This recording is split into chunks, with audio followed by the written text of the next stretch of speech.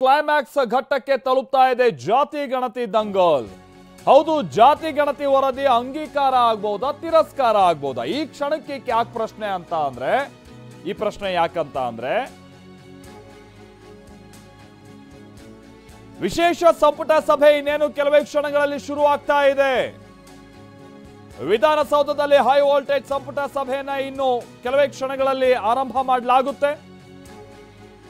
ಪ್ರಮುಖವಾಗಿ ಸಿಟ್ಟಿಗೆದ್ದಿರುವಂತ ಎರಡು ಪ್ರಬಲ ಜಾತಿ ಲಿಂಗಾಯತ ಒಕ್ಕಲಿಗ. ಹಂಗಂತ ಇವ್ರು ಮಾತ್ರ ಅಲ್ಲ, ಇವರನ್ನ ಹೊರತುಪಡಿಸಿಯೂ ಕೂಡ ಹಲವು ಸಮುದಾಯದವರು ಸಿಟ್ಟಿಗೆದ್ದಿದ್ದಾರೆ ಈ ವರದಿ ವಿರುದ್ಧವಾಗಿ. ನಮ್ಮವ್ರನ್ನೆಲ್ಲ ಕಮ್ಮಿ ಸಂಖ್ಯೆ ತೋರಿಸ್ಬಿಟ್ಟಿದ್ದೀರಾ ನೀವು ಅಂತ ಹೇಳ್ಕೊಂಡು, ಅವೈಜ್ಞಾನಿಕ ಅಂತ ಹೇಳ್ಕೊಂಡು. ಬ್ರಾಹ್ಮಣರು, ಕ್ರಿಶ್ಚಿಯನ್ನರು, ಗಾಣಿಗ ಸೇರಿದಂಗೆ ತಿಗಳರು, ಹೀಗೆ ಬಹಳಷ್ಟು ಸಮುದಾಯಕ್ಕೆ ಸಂಬಂಧಪಟ್ಟ ಹಾಗಿನ ನಾಯಕರುಗಳು ತಮ್ಮ ಸಿಟ್ಟನ್ನ ವ್ಯಕ್ತಪಡಿಸ್ತಾ ಇದ್ದಾರೆ.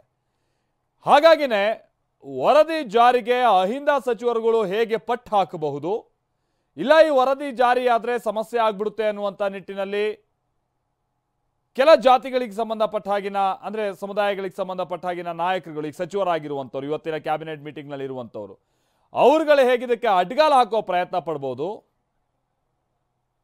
ಇದೆಲ್ಲ ಕುತೂಹಲ ಹುಟ್ಟಿಸ್ತಾ ಇರುವಂತಹ ಸಂಗತಿ.